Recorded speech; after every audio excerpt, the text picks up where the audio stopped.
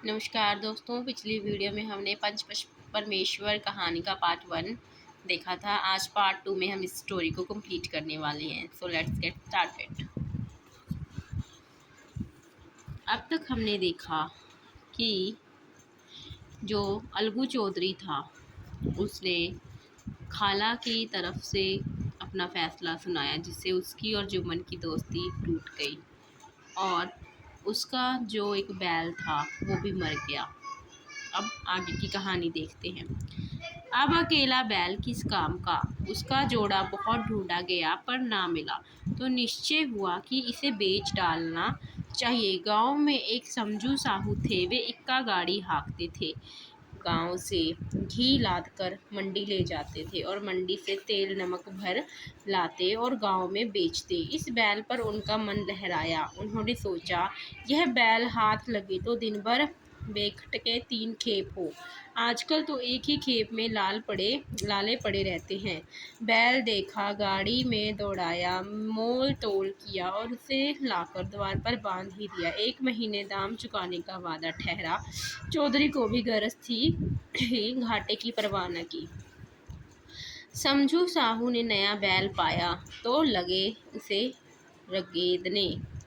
वह दिन में 3-3, 4-4 खेपें करने लगे। न चारे की फिक्र थी न पानी की, बस खेपों से काम था। मंडी ले गए, वहाँ कुछ रूखा भूसा सामने डाल दिया। बेचारा जानवर अभी दम भी न लेने पाता था कि फिर जोत दिया।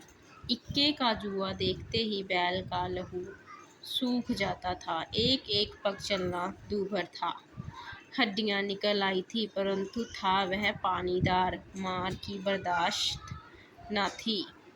एक दिन चौथी खेप में शाहू जी ने दूना बोझा लादा। दिन भर का थका जानवर पैर न उठते थे। कोड़े खाकर कुछ दूर दौड़ा।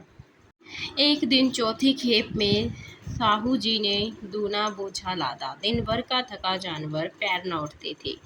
कोड़े खाकर कुछ दूर दौड़ा, धरती पर गिर पड़ा और ऐसा गिरा कि फिर न उठा। कई बोरे गुड़ और कई पीपे घी उन्होंने बेचे थे। 200-250 रुपये कमर में बंधे थे। इसके सिवा गाड़ी पर कई बोरे नमक के थे। अतएव छोड़कर जा भी ना सकते थे।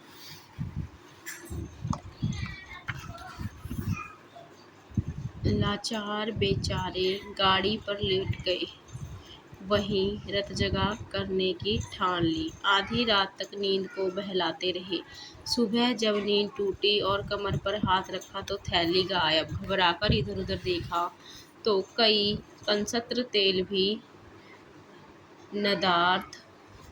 प्रात काल रोते बिलखते घर पहुँचे। सहुआइन ने जब यह बुरी सुनावनी सुनी तब पहले तो रोई, फिर अलगू चौधरी को गालियाँ देने लगी। निगोड़े ने ऐसी कुलच्छनी बैल दिया कि जन्म भर की कमाई लुट गई।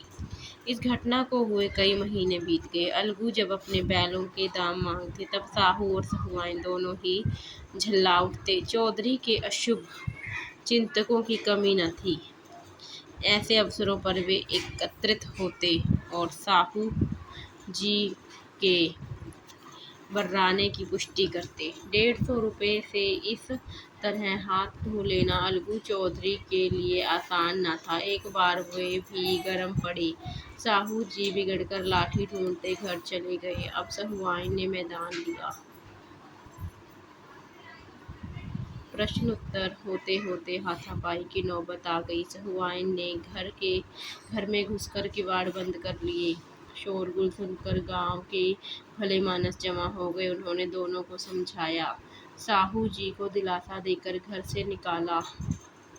लोगों ने परामर्श दिया कि इस तरह से काम न चलेगा, पंचायत कर लो, जो कुछ तय हो जाए उसे स्वीकार कर लो। साहू जी राजी हो गए। अलगू ने भी हामी भर ली। पंचायत की तैयारियां होने लगी। दोनों पक्षों ने अपने अपने दल बनाने शुरू किए। इसके बाद तीसरे दिन उसी वृक्ष के नीचे पंचायत बैठी। पंचायत बैठ गई तो रामधन मिश्र ने कहा, अब देरी क्या है, पंचों का चुनाव हो जाना चाहिए। बोलो चौधरी, किस किसको पंच बनाते हो?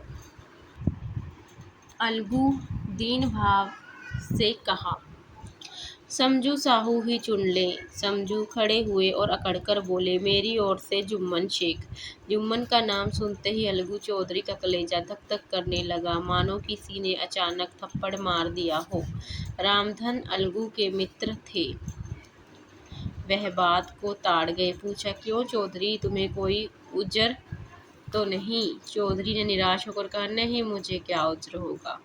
अपने उत्तरदायित्व का ज्ञान बहुधा हमारे संकुचित व्यवहारों का सुधार होता है। जब हम राह भूलकर भटकने लगते हैं, तब यही ज्ञान हमारा विश्वसनीय पथ प्रदर्शक बन जाता है। जुम्मन शेख के मन में भी सरपंच का उच्च स्थान ग्रहण करते ही अपनी जिम्मेदारी का भाव पैदा हुआ। उसने सोचा, मैं इस समय न्याय और धर्म के सर्वोच्च आसन पर बैठा हूँ। मेरे मुंह से इस समय जो कुछ निकलेगा वह देववाणी के सदृश है, और देववाणी में मेरे बुरे विचारों का कदापि समावेश न होना चाहिए। मुझे सत्य से जो भर भी टलना उचित नहीं। पंचों ने दोनों पक्षों से सवाल जवाब करने शुरू किए। बहुत देर तक दोनों दल अपने अपने पक्ष का समर्थन करते रहे।